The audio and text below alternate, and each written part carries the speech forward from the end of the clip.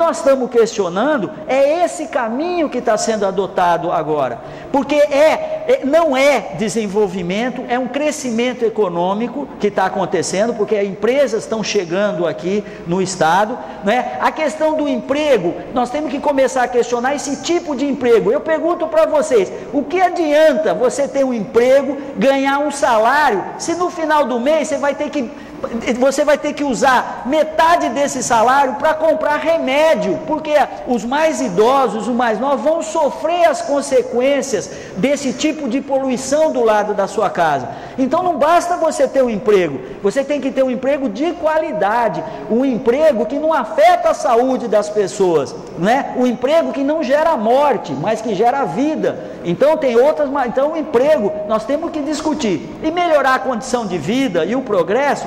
Você tem muito caminho, não basta você dar emprego, você tem que resolver o problema da habitação, da segurança, da educação, enfim, é um conjunto de problemas que você tem que resolver para você ter o progresso, né? O progresso não é só dar um emprego. Então nós temos que sair um pouco isso, né? dessa linha, nós temos que começar a questionar essas questões.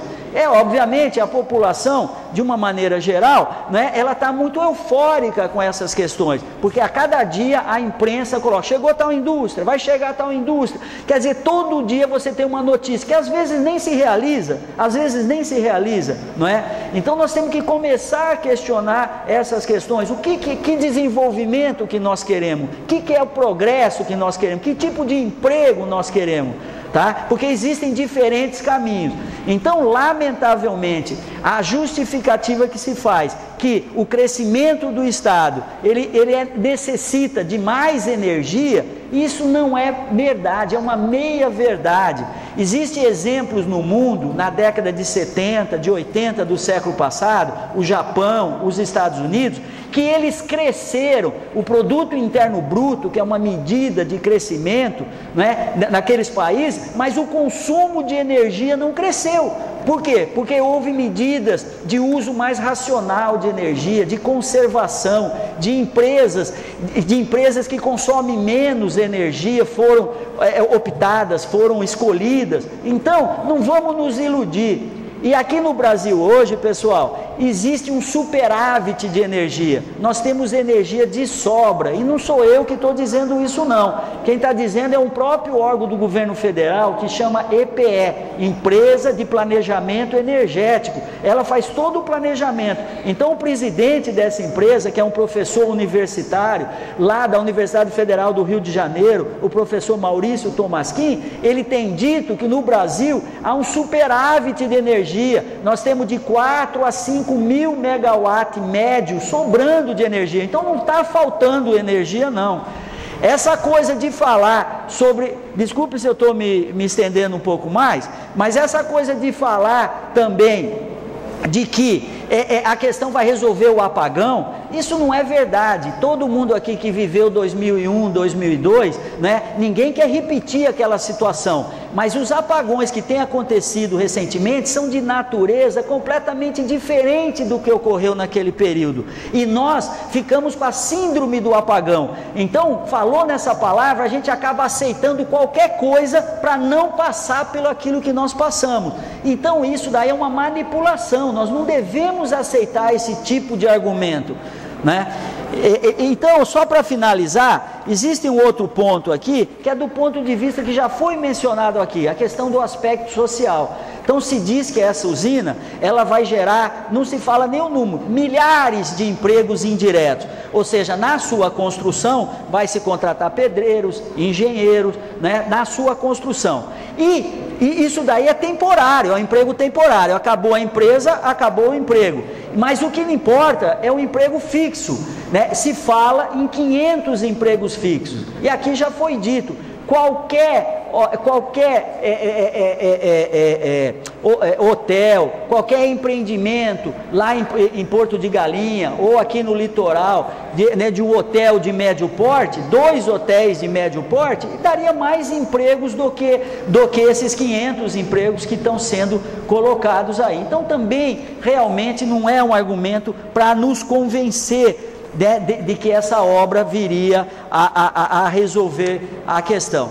Então, eu acho que as premissas, eu estou aqui com um documento, né, que foi entregue pelo governo do estado para justificar a construção dessa usina. E mais uma vez, lamentavelmente, se usa o argumento de que o governo não tem nada a ver com essa usina. Essa usina, ela vai ser instalada por uma decisão do governo federal. Ou seja, quando vem algo que não é muito bom, que é polêmico, eu não assumo a paternidade e a responsabilidade, eu passo para o governo federal. Mas a gente tem que ver que todo o esforço que foi feito pela atual administração em trazer esse empreendimento para Pernambuco, não é? As negociações que foram feitas, e é um empreendimento que ele não tinha a previsão de ser desse porte, desse tamanho que tinha.